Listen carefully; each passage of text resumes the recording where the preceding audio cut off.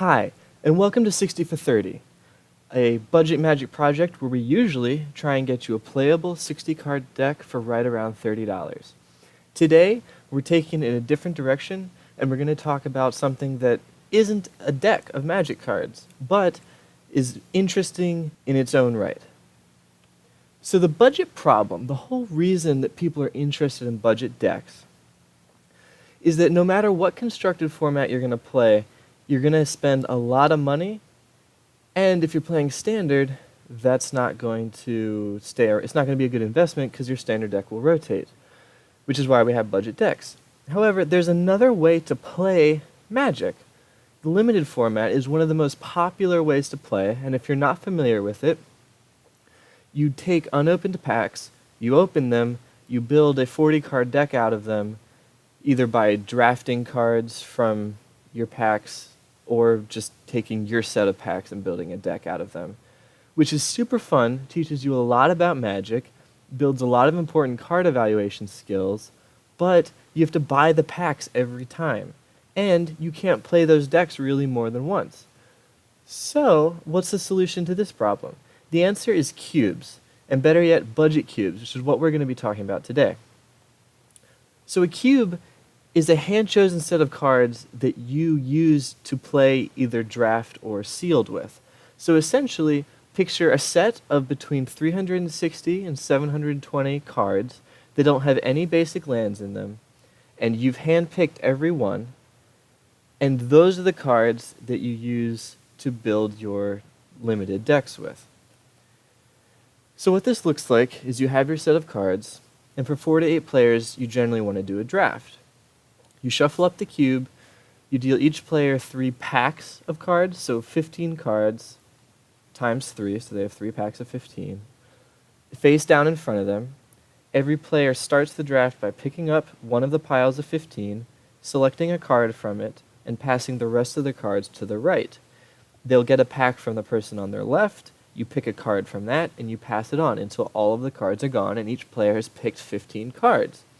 Then, you pick up your second unopened pack and do the same thing, pass it around the circle in the opposite direction, and then repeat for pack number 3. So at the end of this process, everyone has 45 cards that they have selected.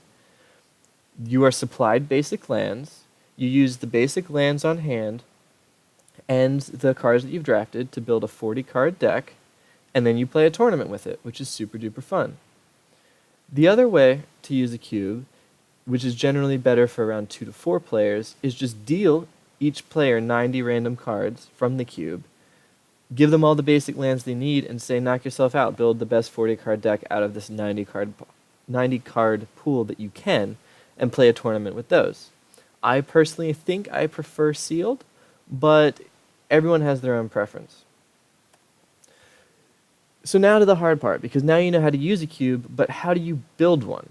So I'm going to talk about 360 card cubes, because that's the fewest number of cards you can have in a cube and still do an 8-person draft. This is a basic, non-restrictive breakdown of how the cards should be distributed. You're going to have 60 cards in each of the colors, and then the last 60 will be split between multicolored cards, artifacts, and non-basic lands. When you use a cube, basic lands are separate, and players can just use however many basics they need, but you're also going to want some non-basic lands to help with color fixing, some dual lands.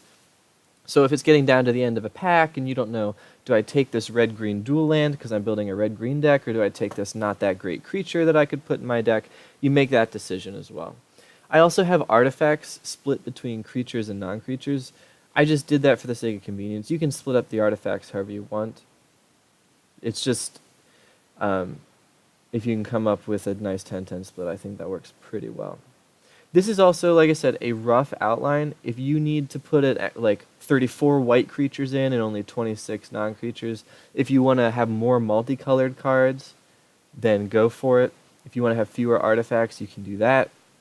The one thing that I do caution is taking care of multicolored cards, because what that can do is if one color combination is a little too strong, because only they can play the multicolor cards they have access to, it might cause some balance problems in your cube. For example, if you have a very, very strong black card in the deck, anyone can draft that and play black. But if you have a very, very strong white-black card in the deck, only someone who has been drafting white and black will draft that when it gets around to them. Or maybe you'll draft it anyway because you see it so great. But they have access to cards that no one else can easily splash. Whereas monocolored cards, if you have a card that's too strong, you can normally balance it because, hey, anyone can draft it.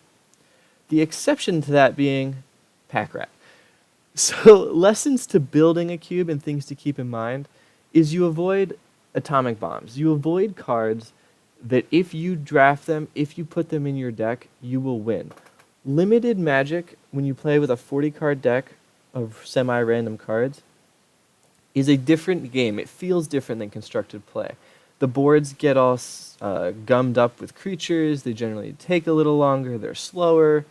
There's a different feel, and if you've played Limited, you know what I'm talking about, and if you haven't, you're going to, and you'll see what I'm talking about. The problem with cards like Pack Rat is if you draw this card, because of the speed and card advantage and overwhelming awesomeness that it can provide on its own, you're going to win that deck, unless they kill it immediately when it comes down. So you want to make sure that those cards are not in your deck. The first cube I ever built, I liked Pack Rat. I put Pack Rat into it. It did not take me long to realize I should take Pack Rat out of the cube.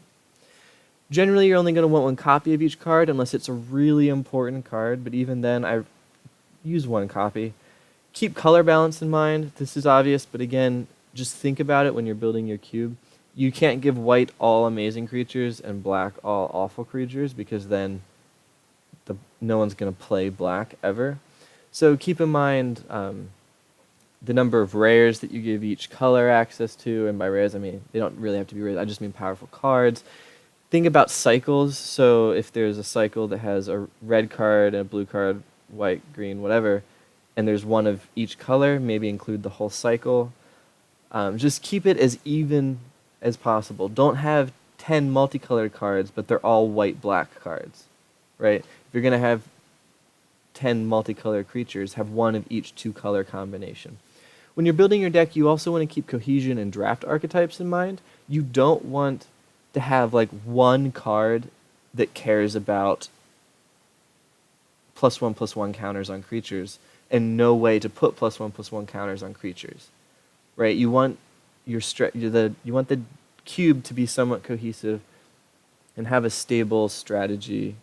For like, if I'm going to be drafting blue-black, make sure that the blue-black cards are all kind of doing the same thing. Don't make 3 of them mill cards and then the rest not mill cards, because you can't build a good mill deck with those cards.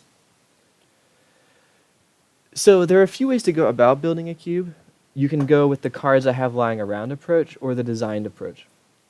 I think that the cards I have lying around approach is the perfect way to start. Essentially what you do is you go back to the chart I gave you, and you take the cards that you have lying around that you never use, and you make a cube out of them.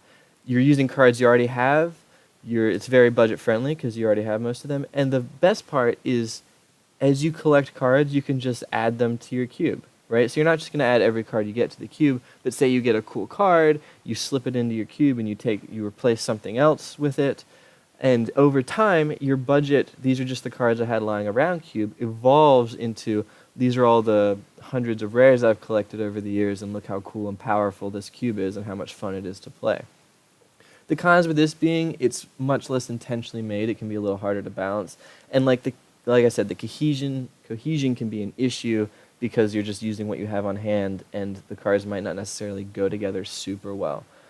You can also design a cube where you take an idea, like I mentioned, my first cube that I built was a Return to Ravnica Cube, where I just used only cards from the Return to Ravnica block and made different guild. It was trying to capture a theme and a flavor. I picked every card that I wanted and ordered it all together.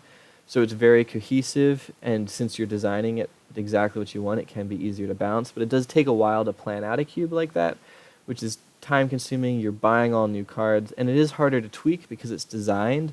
So if you mess with something, it might start to unravel your whole design.